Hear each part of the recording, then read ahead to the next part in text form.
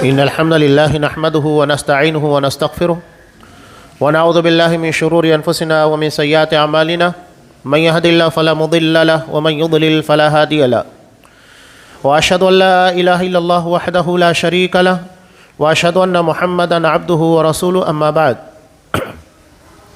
فإن خير الحديث كتاب الله وخير الهدي هدي محمد صلى الله عليه وسلم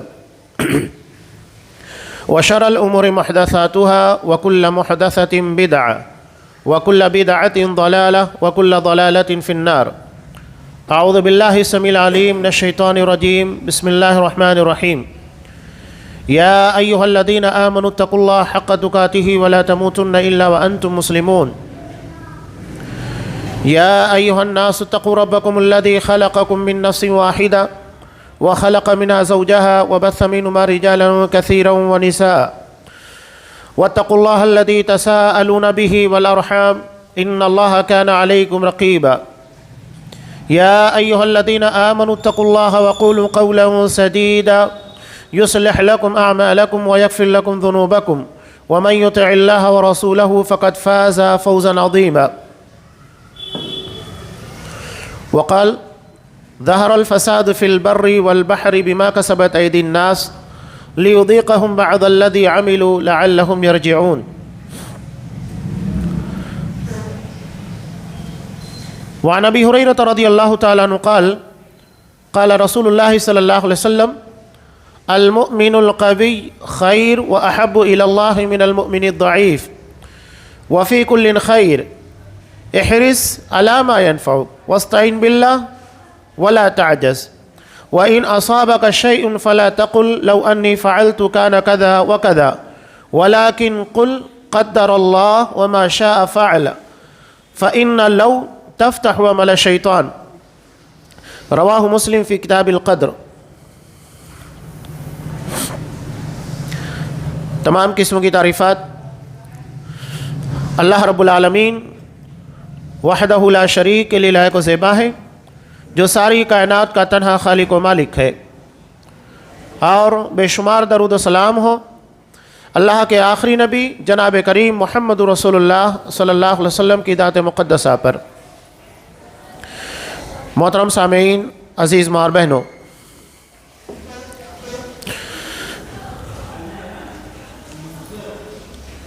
اللہ نے دنیاوی زندگی کو آزمائش کے لیے بنایا ہے. جب دنیا دار الامتحان ہے تو آزمائشیں ہوگی. اگر ایک اسٹوڈنٹ کو پریکشا ہال کے اندر، ایگزام ہال کے اندر بٹھایا جاتا ہے تو وہاں پر اس سے امتحان ہی لیا جائے گا، پریکشا لی جائے گی. یہاں ہر کسی کو ایک مدت دی گئی ہے، چاہے وہ زندگی کے چند روز ہو، 20-30 سال کی عمر ہو یا 100 سال یا اس سے زائد. یہ امتحان کا ایک پیریڈ ہوتا ہے. اب یہاں ایک چیز یاد رکھیے گا، آزمائش اور عذاب دو الگ الگ چیزیں ہیں.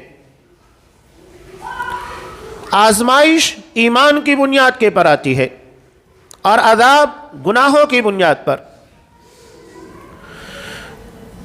لیکن یہ طے کرنے والے ہم نہیں کہ کس کی زندگی کے اندر کیا پریشانی، کیا مشکلات ہیں، تو یہ اس کے لیے آزمائش ہے یا تو عذاب ہے. ہم بہت جلدی فیصلہ کرتے ہیں کہ اگر کسی کی زندگی میں کوئی تکلیف، کوئی پریشانی آئی ہے، فوری طور کے پر فیصلہ کرتے ہیں اس نے ایسا کیا اس لیے ایسا ہوا. کیا ہم ظاہر اور باطن تمام چیزوں کو جاننے والے ہیں؟ کیا اللہ تبارک و تعالیٰ جیسا علم رکھتا ہے نعوذ باللہ ہمیں بھی اسی طریقے کا علم ہے؟ ہم کسی کے بارے میں فیصلہ نہیں کر سکتے کہ اسے فلاں گناہ کی پاداش میں سزا دی جا رہی ہے یا اس نے ایسا کیا اس لیے اس کے پر ایسی سزا مسلط کی گئی. قرآن صاف کہتا ہے فَلَا تُزَكُّوا أَنفُسَكُمْ، اپنے نفس کی پاکیزگی مت بیان کرو. هُوَ أَعْلَمُ بِمَنِ اتَّقَى، اللہ بہتر جانتا ہے کہ حقیقت میں متقی کون ہے۔ انسانی زندگی کے اعتبار سے بہت سارے لوگ بہت معزز ہوتے ہیں، کچھ روپیے پیسے کی بنیاد کے پر، کوئی علم کی بنیاد کے پر، کوئی سماجی اسٹیٹس کی بنیاد پر، لیکن حقیقت میں اللہ کے یہاں پر یہ معیار نہیں ہے۔ اللہ نے سارے انسانوں کے لیے صرف ایک معیار رکھا ہے، وہ تقوی کا ہے۔ ان اکرمکم عند اللہ اتقاکم، کہ تم لوگوں میں اللہ کے نزدیک سب سے زیادہ تکریم، عزت والا، سمان جنک کون ہے؟ جو متقی ہے۔ تقوی کے جتنے اونچے معیار کے پر ہوگا اتنا بڑا اللہ کے یہاں پر اسے اعزاز ہوگا۔ نبی کریم صلی اللہ علیہ وسلم نے اس کی ایک مثال بھی دی، بخاری کی روایت۔ دو آدمیوں کا گزر ہوا، ایک شخص کا گزر ہوا تو آپ نے لوگوں کی رائے لی، کہا کہ اس کے بارے میں تمہاری کیا رائے ہے؟ تو اصحاب اکرام نے کہا کہ اللہ کے رسول، یہ اتنا قابل ہے، اس کی اتنی عزت ہے کہ اگر یہ کہیں پیغام نکاح بھیج دے تو کوئی اس کے پیغام کو رد نہیں کرے گا، اور اگر یہ کہنے لگے تو لوگ اس کی بات کو کان لگا کر سنیں گے، خاموش ہو جائیں گے، اس کی بات صرف سنی جائے گی۔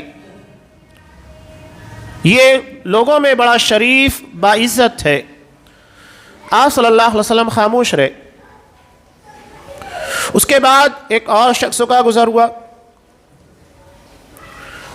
آپ صلی اللہ علیہ وسلم نے لوگوں کی پھر رائے پوچھی، کہا کہ اس کے بارے میں تمہاری کیا رائے ہے، کیا خیال ہے؟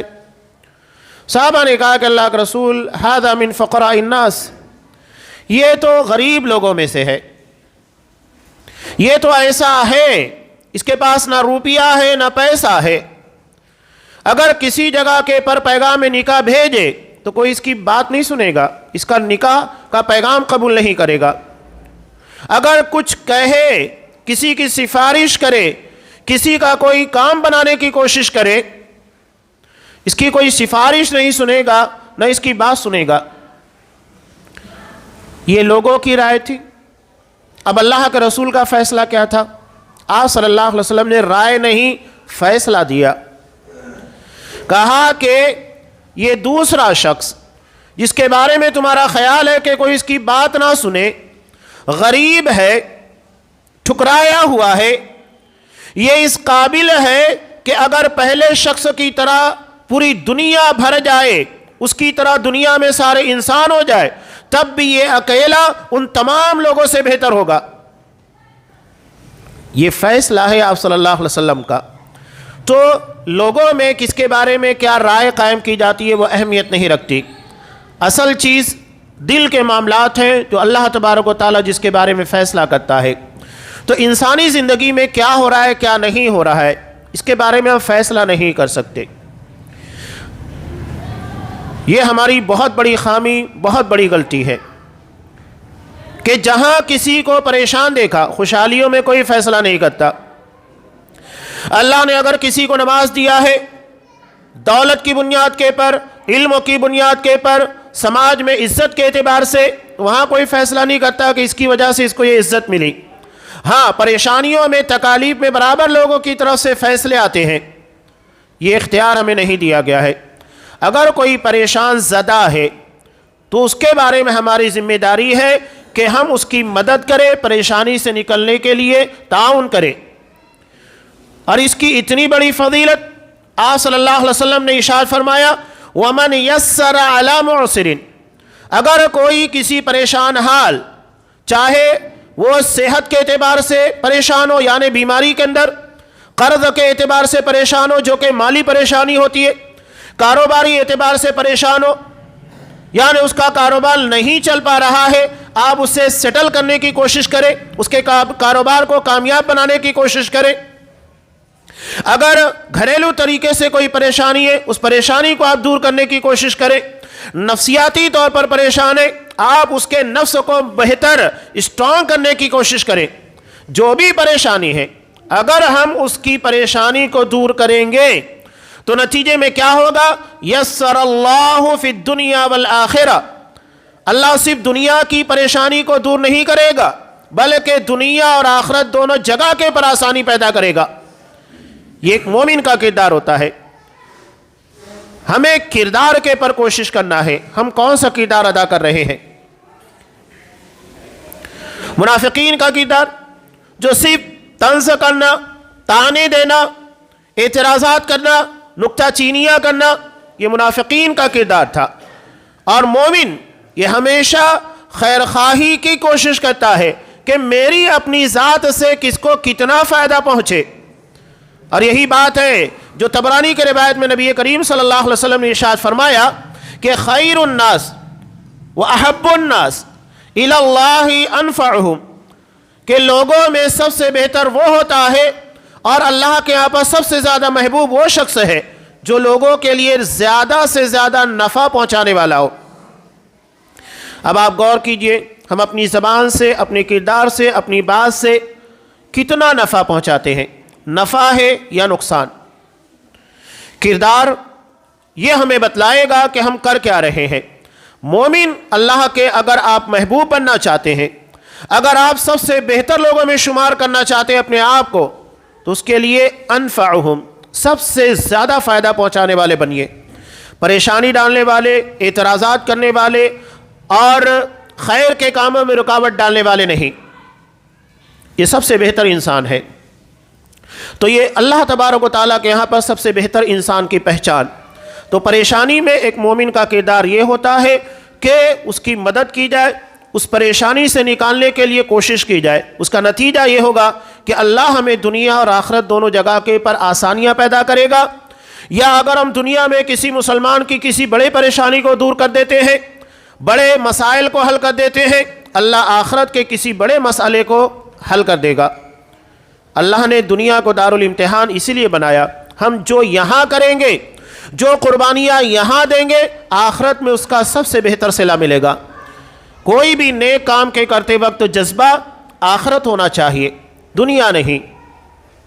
نیک کام کے کرتے وقت صلہ، بدلہ اللہ سے مانگنا چاہیے، امید اللہ سے وابستہ رکھنا چاہیے۔ اس کا نتیجہ کیا ہوگا؟ ہم جو بھی قربانی، بہتر کام اللہ کی رضا کے لیے دنیا میں کریں گے، آخرت میں کہیں زیادہ بہتر شکل میں وہ چیز ملے گی۔ اس کی بہت ساری مثالیں ہیں۔ حضرت ابراہیم علیہ السلام، اللہ نے جب وہ اللہ کی خاطر آگ میں ڈالے جا رہے تھے تو جسم کا لباس بھی اتار لیا گیا تھا۔ دنیا میں جب ان کا لباس اللہ کی خاطر عقیدہ توحید کی بنیاد کے پر اور اس کی تبلیغ کی بنیاد کے پر اتار لیا گیا، تو آخرت میں بخاری کی روایت میں کہ جب تمام لوگ اللہ کی جناب میں مادرزاد برہنہ ہوں گے، جس موقع پر لباس نام کی کوئی چیز نہیں ہوگی، ایسے وقت میں سب سے پہلے جسے لباس پہنایا جائے گا وہ حضرت ابراہیم علیہ السلام ہوں گے۔ دنیا میں اللہ کی خاطر ان کا لباس اتار لیا گیا، اللہ نے آخرت میں اس کا صلہ یہ دیا، سب سے پہلے انہیں لباس پہنایا جائے گا۔ حضرت موسیٰ علیہ السلام کوہ طور کے پر جب اللہ نے اپنی تجلی کا اظہار کیا، بے ہوش ہو گئے۔ آپ صلی اللہ علیہ وسلم کہتے ہیں کہ قیامت کے دن تمام انسان بے ہوش ہوں گے، سب سے پہلے میں ہوش میں آؤں گا۔ ہوش میں آنے کے بعد دیکھوں گا کہ حضرت موسیٰ علیہ السلام عرش کے پائے کو تھامے ہوئے ہیں۔ مجھے نہیں پتا کہ وہ مجھ سے پہلے ہوش میں آ گئے یا تو اللہ نے انہیں کوہ طور کی بے ہوشی کے بدلے میں آخرت میں بے ہوش نہیں کیا۔ تو جو چیز دنیا میں ہم قربان کریں گے اللہ کی رضا کے لیے، آخرت کے جذبے کے تحت، اس کا نتیجہ آخرت میں بہتر ہوگا۔ ایک بڑا مسئلہ ہمارے یہاں پر یہ بھی ہے، شیطان سب سے پہلے آپ کو نیک کام کرنے نہیں دے گا، رکاوٹیں ڈالے گا، بھلا دے گا، اس کے درمیان بہت ساری مشکلات آئیں گی، اور ان تمام مشکلات کو پار کر کے اگر آپ کوئی نیک کام کرنے لگے تو کوشش یہ کرتا ہے کہ آپ کا نیک کام ضائع ہو جائے، برباد ہو جائے، اس کے پر نیکی نہ ملے۔ اور اگر لگتا ہے اسے کہ اس نے یہ کام صحیح طریقے سے کر لیا، اسے نیکی مل گئی، تو اس نیکی کو ضائع کرنے کے اسباب تلاش کرتا ہے۔ آپ کو نیک کام کرنے نہیں دے گا، رکاوٹیں ڈالے گا، دنیاوی تساہل، سستی پیدا ہوتی ہے، نماز دیگر معاملات کے اندر سب کو پتہ ہے۔ کسی بھی نیک کام کے کرتے وقت اگر ہم اللہ کی راہ میں کچھ خرچ کرنے کے لیے نکلیں تو ہمارے سامنے اور پرابلمس پیدا ہو جاتے کہ اگر ہم اسے نہ خرچ کریں، ہمارے بچوں کی تعلیم کے پر ان کے لیے کچھ کام آ سکتا ہے، آگے کے لیے بچا سکتے ہیں، یہ ساری چیزیں ہوتی ہیں، مشکلات ڈالتا ہے۔ اگر ہم کر لیں تو کرتے وقت ہمارے ذہن و دماغ کے اندر اخلاص کے جذبے کو چھینتا ہے کہ یہ کام اللہ کے بجائے لوگوں کو دکھانے کے لیے، کریڈٹ حاصل کرنے کے لیے، اس کام کی وجہ سے لوگ مجھ کو بڑا سمجھنے لگ جائے کہ میں نے یہ کام کر لیا ہے، لوگوں کے درمیان میری شہرت ہو، نام ہو، نمود ہو، اس کی بنیاد کے پر ہمارے اعمال کو ضائع کرنے کی کوشش کرتا ہے، جبکہ بات بالکل واضح ہے کہ شہادت، قربانی جو اللہ کی نگاہ میں بہت عظیم چیز ہے، شہیدوں کا کیا مقام ہوگا ہر کوئی اچھے طریقے سے جانتا ہے، اگر اس میں بھی اخلاص کے بجائے ریاکاری آ جائے تو اللہ کے یہاں پر شہادت اور قربانی بے معنی ہو جاتی ہے، تو پھر یہ معمولی کام اللہ کے یہاں پر ریاکاری، نمائش، شہرت کی بنیاد کے پر کہاں سے عزت حاصل کر سکتے ہیں؟ نہیں حاصل کر سکتے۔ اور اس کے بعد اگر آپ نے ان ساری چیزوں سے بچ کر لیا تو پھر احسان جتلانا، لوگوں میں یہ کہنا کہ میں نے فلاں کے پر یہ کام کیا، احسان کر دیا، اس کی مصیبت میں کام آ گیا، ہمارے سارے اعمال کو ضائع کر دیتا ہے۔ احسان کا جتلانا مومن کی صفت نہیں ہے، یہ صفت صرف اللہ تبارک و تعالیٰ کی ہے۔ اللہ کا نام ہے منان، احسان جتلانے والا، اس لیے کہ دنیا میں اگر انسان غور کرے سارے احسانات اللہ تبارک و تعالیٰ کے ہیں۔ اگر ہم کسی کی مدد کر رہے ہیں، کسی کا تعاون کر رہے ہیں، کسی کو وقت دے رہے ہیں، کسی کا کوئی پرابلم سولو کر رہے ہیں، یہ سب اللہ کی عطا ہے کہ اللہ نے ہم کو اس کی توفیق دی۔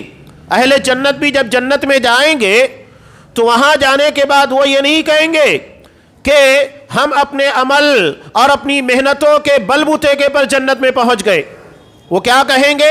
الحمدللہ الذی ہدانا لہذا، ساری تعریف اللہ تبارک و تعالیٰ کے لیے ہے جس نے ہمیں اس بات کی ہدایت دی، توفیق دی۔ اگر اللہ ہدایت نہیں دیتا تو کون پہنچ سکتا تھا؟ سب اللہ کا احسان ہے، سب اللہ کی توفیق ہے۔ وما كنا لنهتدي لولا ان هدانا الله، اگر اللہ ہمیں ہدایت نہیں دیتا تو ہم یہاں تک نہیں پہنچ سکتے تھے۔ ایک بہت خطرناک قسم کی بیماری جو ہمارے اعمال کو ضائع کرتی ہے وہ یہی چیز ہے، شہرت نمائی، ریاکاری، احسان کا جتلانا، کریڈٹ کی ہور۔ ہم یہ سمجھتے ہیں کہ یہ کام میں نے کیا، نہیں، یہی ساری خرابیاں ہمارے معاملات کو بگاڑتی ہیں۔ ہم دنیاوی وائرس کے بارے میں اتنا فکر مند ہو جاتے ہیں کہ اس وائرس یا اس بیماری سے ہمارے جسم کے پر یہ خرابی پیدا ہوگی، اس سے ہماری صحت کے پر ایسا اثر پڑنے والا ہے، اتنی فکر۔ لیکن وہ وائرس جو ہماری آخرت کو تباہ کر رہے ہیں اس کے بارے میں ہم کتنا فکر مند ہیں؟ ریاکاری، شہرت نمائی، احسان کا جتلانا، کریڈٹ کی ہور، یہ سب کیا ہے؟ یہ ہمارے تمام اعمال کو برباد کرنے والی چیزیں ہیں۔ کچھ نہیں ملے گا اس سے، نہ نماز کا ثواب حاصل کر سکتے، نہ روزے کا، کسی بھی نیک عمل کا ثواب آپ کو ملنا ہی نہیں ہے اگر یہ جذبات اور یہ وائرس ہماری نیتوں کے اندر داخل ہیں۔ یہ فطور ہے۔ تو ہر نیکی اللہ کی توفیق سے ہوتی ہے۔ آدمی کبھی بھی یہ نہ سوچے کہ اگر میں نے کسی کی مدد کی، کسی کی ہیلپ کر دی، اس کی بنیاد کے پر میں نے بڑا کارنامہ انجام دیا، اس کا احسان جتلانے لگ جائے، کریڈٹ لینے لگ جائے، نہیں۔ تو مومن کا کردار معاملات کے حل کرنے والا ہوتا ہے، تنازعات کے پیدا کرنے والا، مشکلات ڈالنے والا نہیں ہوتا ہے۔ تو اللہ نے جب ہم کو دنیا میں بھیجا ہے، پریشانیاں، آزمائشیں، تکالیف، اس کا سامنا ہم کو کرنا ہوگا، ہر اعتبار سے ہوگی۔ ابھی ہم دیکھ رہے ہیں کہ موسم کے اعتبار سے کس قدر حیرانی اور پریشانی۔ اب یہاں ایک اور اہم چیز کہ ان موسموں کے تبدیل ہونے کے بعد اسلامی عقیدہ کیا ہے؟ کائنات میں جو بھی ہوتا ہے، جتنے تصرفات ہوتے ہیں، موسم کی تبدیلی ہو، زمین کے پر ہونے والے کوئی بھی معاملات ہو، آسمان کی فضا میں ہونے والی کوئی بھی چیز ہو، سب اللہ کے اختیار میں ہے۔ لوگ موسم کو برا بھلا کہنے لگتے ہیں، بیماریوں کو برا بھلا کہنے لگتے ہیں، حالانکہ اللہ کا کوئی بھی معاملہ، کوئی بھی فیصلہ حکمت سے خالی نہیں ہوتا ہے۔ بیماریاں بھی ہمارے لیے رحمت ہے حقیقت میں، ورنہ اگر یہ بیماریاں نہیں آتی تو ہمیں صحت کی قدر کہاں سے ہوتی؟ بہت بڑی نعمت اللہ نے جو ہمیں صحت کی شکل میں عطا کی ہے۔ اگر آپ دیکھیں کوئی شوگر پیشنٹ ہے، یا اگر کسی کو جوڑوں میں درد ہے، یا اگر کسی کو ہارٹ کا پرابلم ہے، یا کسی کو دماغ کا پرابلم ہے، پاگل ہے، شکر ادا کیجئے کہ اللہ نے آپ کو بہت بڑی نعمت عطا کی ہے۔ وہ اپنی زندگی کی تکالیف کو بھی اٹھا رہا ہے، ساتھ میں میڈیسین کے نام کے پر کتنے اخراجات ہوتے ہیں وہ الگ ہیں، یعنی وہ مالی اعتبار سے بھی پریشان ہے، جسمانی اعتبار سے پریشان، اور اس کے قریب میں رہنے والے اس کے رشتہ دار وہ بھی اس کی بیماری کی وجہ سے پریشانیوں کا شکار ہوتے ہیں۔ ایسا نہیں ہے کہ گھر میں اگر کوئی ایک شخص بیمار ہے تو بقیہ سارے لوگ اس کے بیمار ہونے کے بعد اپنی زندگی میں مست ہیں۔ اگر بیٹا ہے تو باپ کو تکلیف ہوتی ہے اپنے بچے کی بیماری کی وجہ سے، ماں کو تکلیف ہوتی ہے، بھائیوں کو تکلیف ہوتی ہے۔ تو یہ اللہ کی طرف سے بہت بڑی نعمت ہے۔ آزمائشیں جدا جدا شکل میں آتی ہیں، کہیں آفات سماویہ، موسم کی تبدیلی، اس کی بنیاد کے پر ہم دیکھتے ہیں کہ شیتکری کسان، ان لوگوں کے بہت سارے نقصانات ہوتے ہیں۔ لیکن یہ بھی سوچنے کی بات ہے، اللہ یہاں بتا رہا ہے، ٹھیک ہے جن لوگوں کے پاس شریعت لاگو نہیں ہے، جو مسلمان نہیں ہے، ان کی بات مت کیجئے، لیکن جو مسلمان ہیں ان لوگوں کے لیے سوچنے کی بات ہے کہ اللہ نے ہمیں پانی کی شکل میں نعمت عطا کی، زمین کی شکل میں نعمت عطا کی، ماحول کی شکل میں نعمت عطا کی، یہ سب تو اللہ کا دیا ہوا ہے۔ اگر اللہ پانی نہ دے، زمین میں زرخیزی نہ رکھے، تو کس کی مجال ہے کہ وہ زمین سے فصلیں حاصل کر سکے؟ نہیں کر سکتا، سب اللہ کا عطا کیا ہوا۔ تو جب اللہ نے اسی کے مطابق ایک قانون بنا کر ہماری فصلوں کے اندر عشر رکھا ہے، یعنی فصل کے پیدا ہونے کے بعد 10واں حصہ، اگر پوری کے پوری فصل بارش کے پر پیدا ہوتی ہے، اور اگر اسے کنویں یا بور کی بنیاد کے پر پانی سپلائی کیا جاتا ہے تو اس میں 20واں حصہ رکھا گیا ہے، اور یہ مال بھی دراصل ہمارے درمیان رہنے والے غربا مساکین کے پر خرچ ہوتا ہے، اور یہ ہماری معیشت، ہماری اکنامکس، ہماری تجارت کے لیے بہت اہمیت رکھتا ہے۔ اس لیے کہ جب غربا کے پاس پیسے جائیں گے، ان کے پاس روپیے ہوں گے، تب وہ خرچ کریں گے، خرچ کرنے کے بعد تجارت چلے گی۔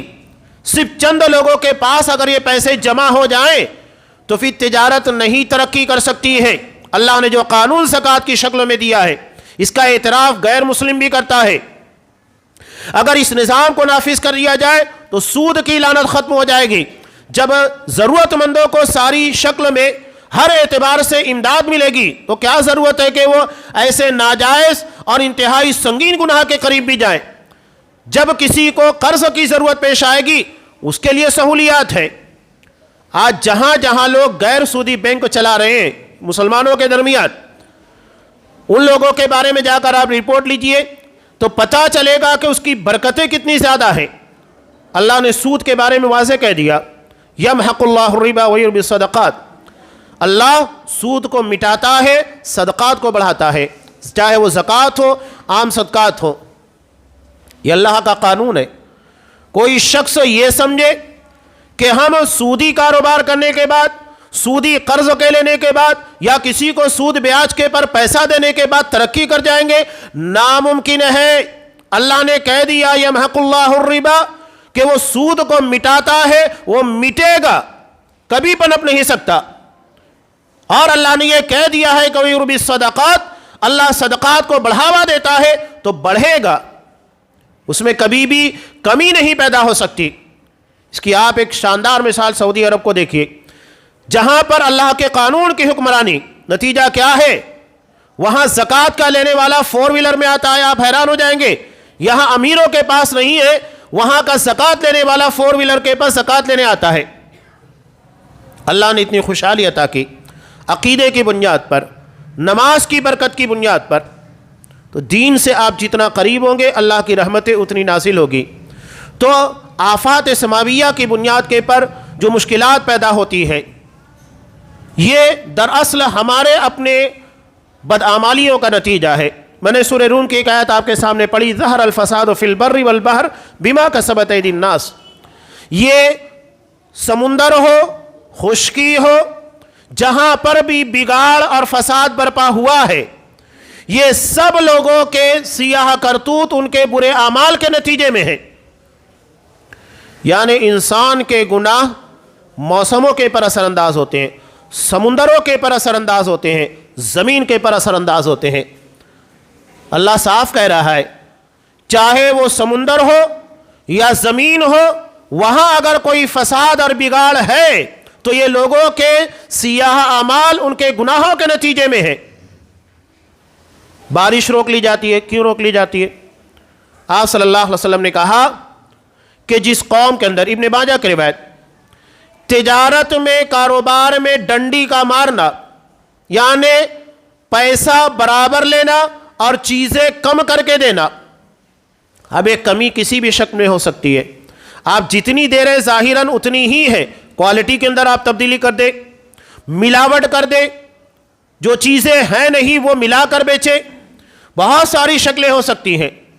تو یہ دھوکہ یہ اللہ کے عذاب کی بنیاد بنتا ہے. اللہ بارش روک لیتا ہے، اور اگر یہ بارش جیسا کہ ہمیں لگ رہا ہے کہ بے موسم ہے، جس کی بنیاد کے پر صحت کے پر اتنے سارے اثرات پڑ رہے ہیں، فصلوں کے پر اس کے اثرات پڑ رہے ہیں، تو یہ بھی ہمارے اعمال کا ہی نتیجہ ہے. یہاں ایک بات بہت قابل غور ہے.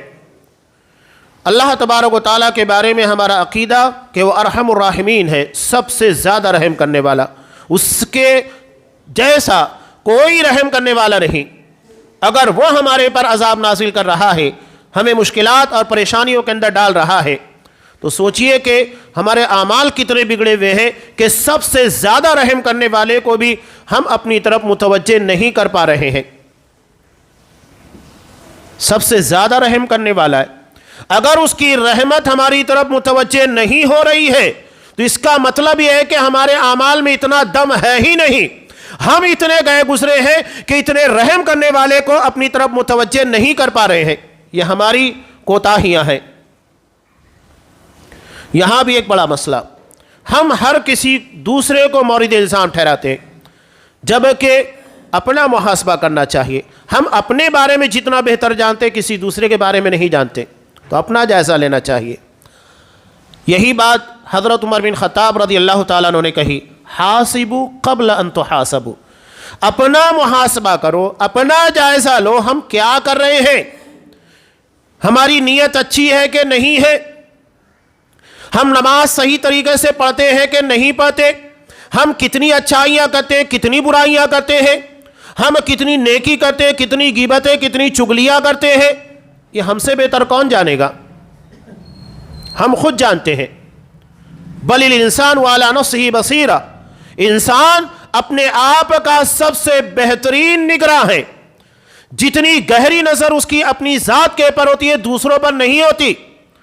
اور یہی مزاج اگر ہم بنا لیں کہ ہم اپنا جائزہ لیں، اپنی اصلاح کرنے کی کوشش کریں، اس لیے کہ ہمیں اپنے بارے میں مکمل علم ہوتا ہے، مکمل اختیار بھی ہوتا ہے. جتنی غلطیاں ہم کر رہے ہیں بہتر طریقے سے جانتے ہیں اور بہتر طریقے سے اس کی اصلاح بھی کر سکتے ہیں.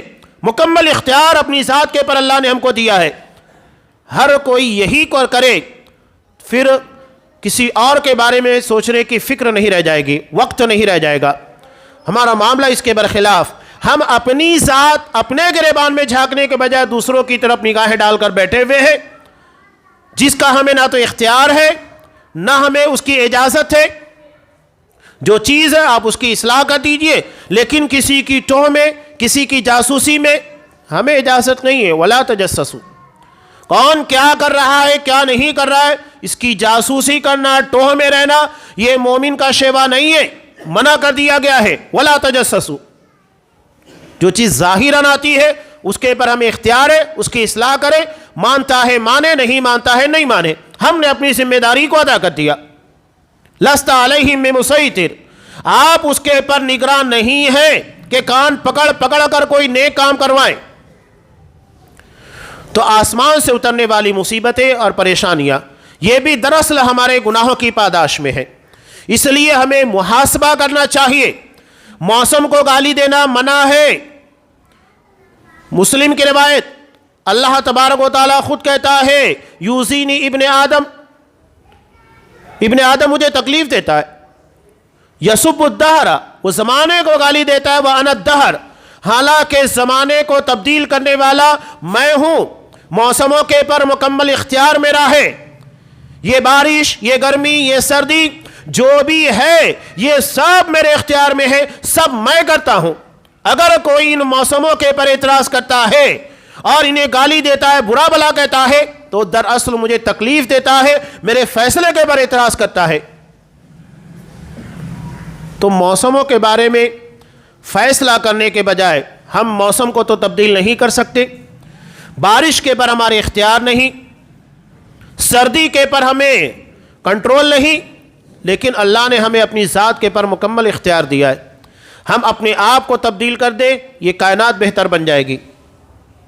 جو چیز ہمارے اختیار میں نہیں ہے اس کے بارے میں نہیں سوچنا ہے، جو اختیار میں ہے اس کے بارے میں سوچنا ہے۔ قرآن صاف کہتا ہے وَلَنُذِيقَنَّهُم مِّنَ الْعَذَابِ الْأَدْنَىٰ، یہ چھوٹے چھوٹے عذاب دنیا میں دیے جا رہے ہیں، کیوں دیے جا رہے ہیں؟ دون العذاب الاکبر، بڑے عذاب کے علاوہ جو آخرت کا سنگین عذاب ہوگا۔ یہ چھوٹے چھوٹے عذاب دراصل بڑے عذاب کی طرف لے جانے والے ہیں، اس کے بارے میں متنبع کر رہے ہیں۔ جب چھوٹے عذاب کو ہم برداشت نہیں کر پاتے تو بڑے عذاب جو کہ مسلسل ہوگا اسے کیسے برداشت کر پائیں گے؟ اللہ ہمیں متنبع کر رہا ہے۔ جس طرح انسانی جسم میں بیماریاں پیدا ہوتی ہے تو کوئی نہ کوئی علامتیں ظاہر ہوتی ہیں، اس کے بعد بھی اگر ہم اس کا علاج نہ کریں، توجہ نہ دیں، تو نتیجہ کیا ہوتا ہے؟ وہی ناسور بنتی ہے اور پورے جسم کو تباہ کرتی ہے، موت کا پیغام لاتی ہے۔ یہ اللہ کی طرف سے وارننگ ہے، تنبیہ ہے، چاہے وہ موسم ہو، وائرس ہو، تجارتی مشکلات اور پریشانیاں ہو۔ اگر تجارت میں ہمیں تکالیف کا سامنا کرنا پڑ رہا ہے، ہر کوئی تاجر، کاروباری آدمی، بزنس مین روتا ہے، پہلے جیسی بات نہیں ہے۔ کیوں نہیں ہے؟ تو آپ بھی تو پہلے جیسے نہیں ہیں، اپنے آپ کو تبدیل کر دو، سب بہتر ہو جائے گا۔ ہر کوئی نعمت کے پر شکر ادا کرنے کے بجائے اللہ سے شکوے کر رہا ہے، جبکہ اللہ کہتا ہے شکوے کرو گے۔ تقدیر ہمارا ایمان کا بہت اہم حصہ ہے۔ میں نے جو روایت آپ کے سامنے پیش کی تھی بہت اہم روایت ہے، کوئی چیز عقیدے سے ہٹ کر نہیں ہے، ہر چیز عقیدے سے جڑی ہوئی ہے۔ یہی وجہ ہے کہ بخاری کی روایت میں آپ غور کیجئے، نبی کریم صلی اللہ علیہ وسلم نے پریشان انسانوں کو نجات پانے کا جو طریقہ بتایا، جو دعا بتائی، اس دعا میں کہیں پریشانی کا تذکرہ ہی نہیں ہے۔ لا الہ الا اللہ العظیم الحلیم، لا الہ الا اللہ رب العرش العظیم، لا الہ الا اللہ رب السماوات ورب الارض ورب العرش الکریم۔ سب اللہ کی تعریف،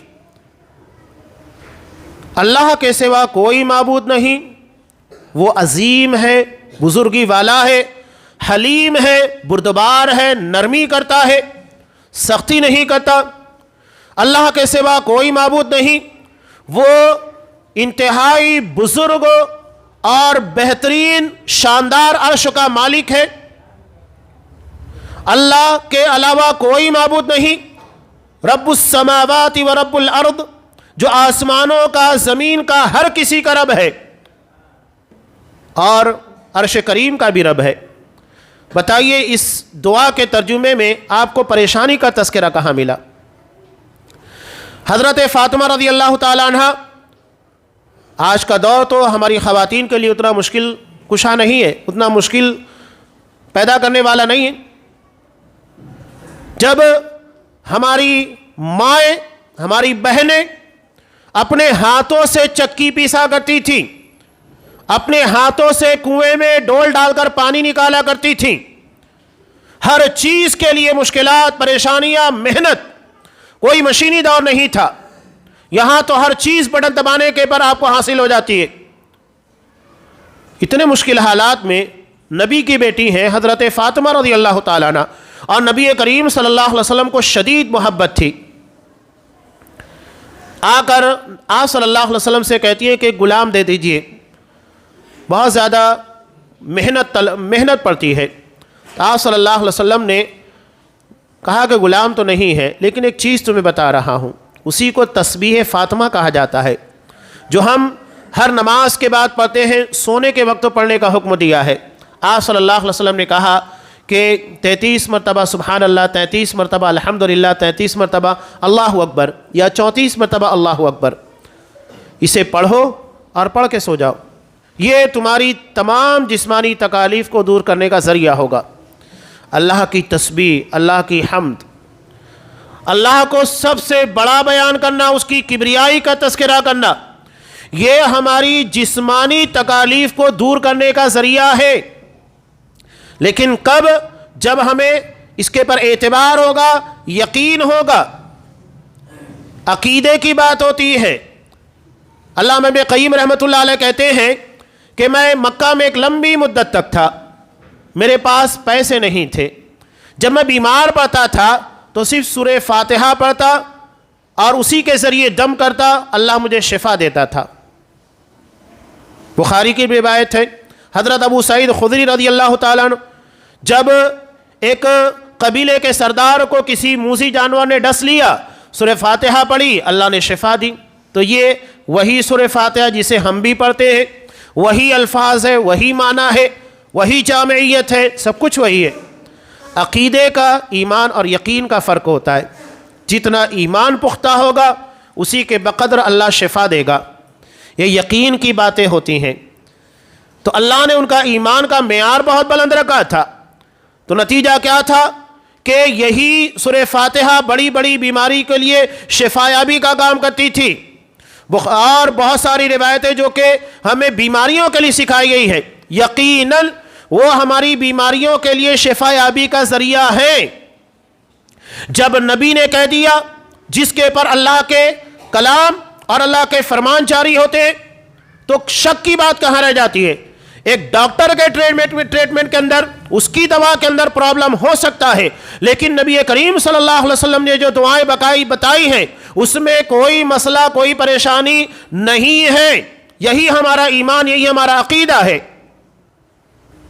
ایک صحابی کو آپ صلی اللہ علیہ وسلم نے بتایا، جو جسم میں ایک حصے میں تکلیف ہو رہی تھی، کہا کہ وہاں پر ہاتھ رکھو اور اس کے بعد دعا پڑھو. ایک دعا جو آپ صلی اللہ علیہ وسلم نے سکھائی،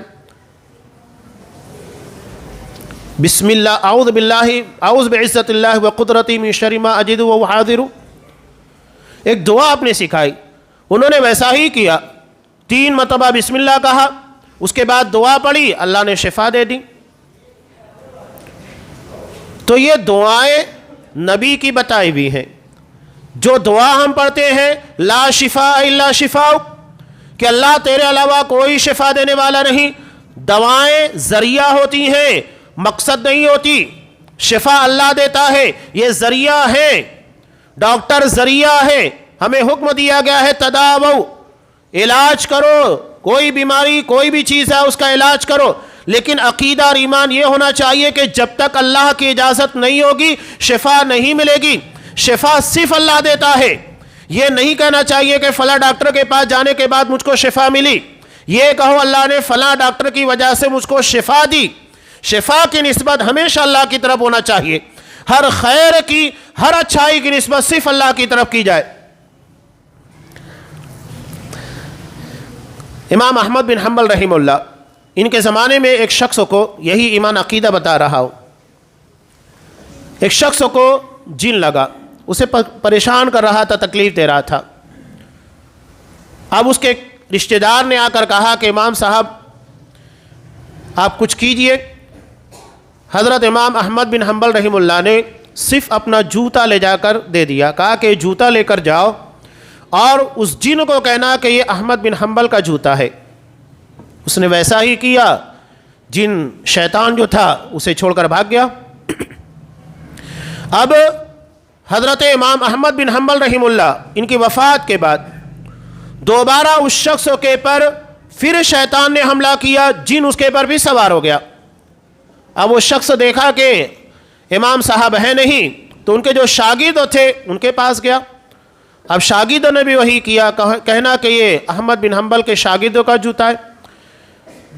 لے جا کر اس نے ایسا ہی کہا، تو جن اور شیطان نے کیا کہا، وہ احمد بن حنبل تھے اس لیے میں بھاگ گیا، اب کوئی آئے گا تو میں بھاگوں گا نہیں۔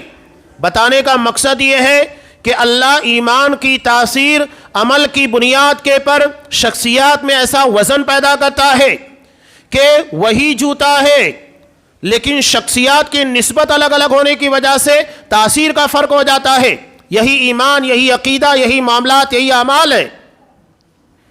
وہ حدیث جو میں نے آپ کے سامنے پیش کی، اللہ کے رسول نے وہی کہا، المؤمن القوی خیر و احب الی اللہ من المؤمن الضعیف، کہ طاقتور مومن یعنی جس کا ایمان مضبوط ہوتا ہے۔ آپ صلی اللہ علیہ وسلم نے صرف قوی کی شرط نہیں لگائی کہ اگر کوئی بہت طاقتور ہے تو اس کا مطلب یہ ہے کہ وہ بہت بہتر ہے، نہیں۔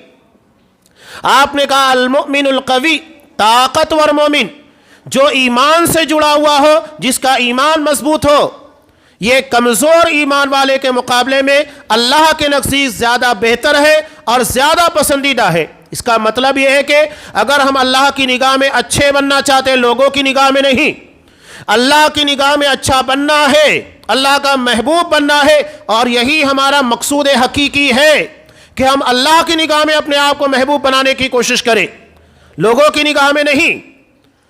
لوگوں کی نگاہ میں محبوب بننے کے بعد لازم نہیں ہے کہ آپ کو جنت دے دی جائے، جہنم سے نجات دی جائے۔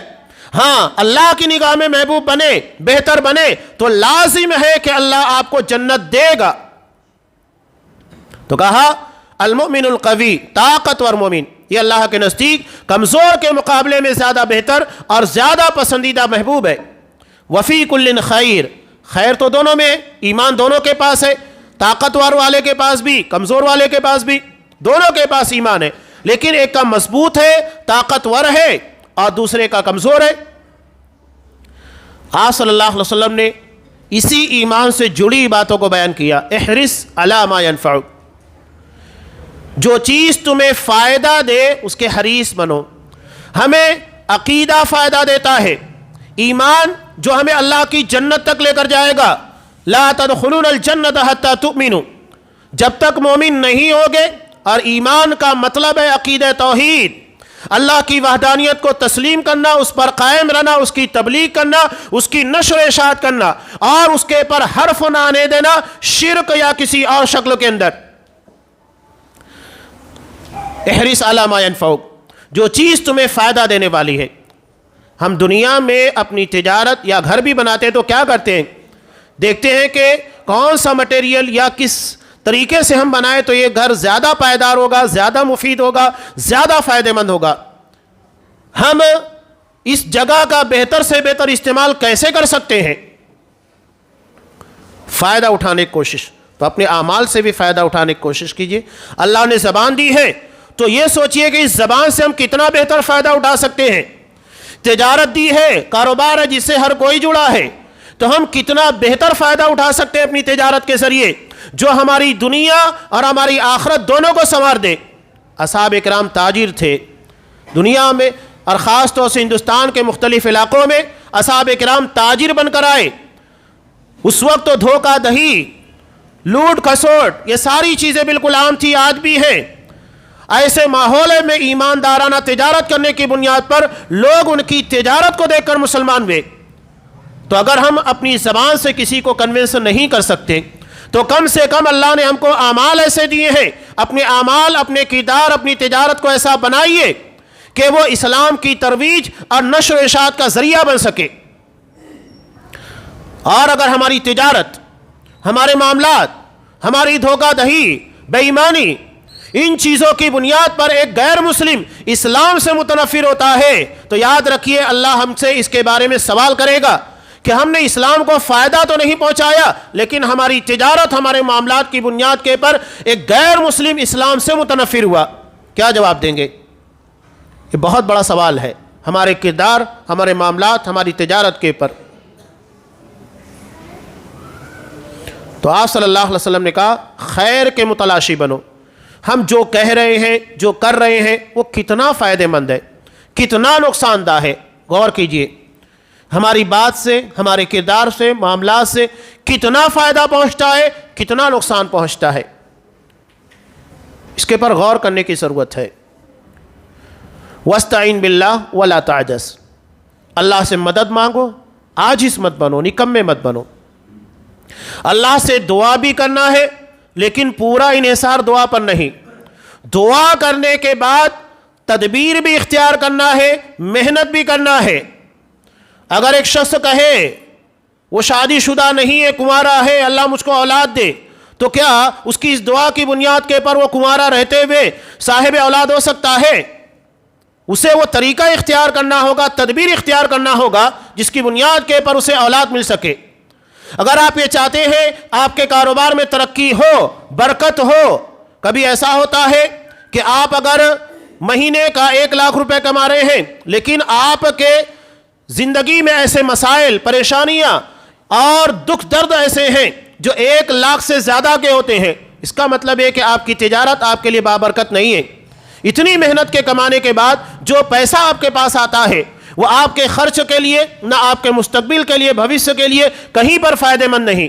فائدہ مند کا مطلب یہ ہے کہ وہ بچے، آپ کو ذہنی طور کے پر سکون ہو، دل کو اطمینان حاصل ہو، اس کے لیے لازم ہے کہ شریعت کو فالو کیا جائے۔ قرآن مجید نے صاف کہا وَمَنْ أَعْرَضَ عَنْ ذِكْرِ فَإِنَّ لَهُ مَعِيشَةً ضَنْكَ، جو میرے ذکر، میری شریعت سے انحراف کرے گا تو اس کی زندگی کو تنگ بنا دیا جائے گا، مالی اعتبار سے بھی، جسمانی اعتبار سے بھی، ہر اعتبار سے گھر میں اسے سکون نہیں ہوگا، تجارت کرے گا برکت نہیں ہوگی منافع ہونے کے بعد بھی۔ تو یہ اللہ کی شریعت کو فالو کیجئے، اللہ کے حکم کی تابعداری کیجئے، اس کے بعد دیکھیے اللہ تھوڑے میں بھی برکت دے گا۔ وَاسْتَعِن بِاللَّهِ وَلَا تَعْجَزْ، اللہ سے مدد مانگو، عاجز اور نکمے مت بنو، تدبیر اختیار کرو، محنت کرو، لیکن محنت بھی اصل نہیں ہونا چاہیے، اللہ کے پر ایمان ہونا چاہیے کہ جو ہے وہی عطا کرے گا۔ ہاں، اس کے بعد بھی اگر زندگی میں پریشانیاں آتی ہیں، تکالیف آتی ہیں، ساری کوشش محنتوں کے باوجود بھی، تو وہ آزمائش ہے۔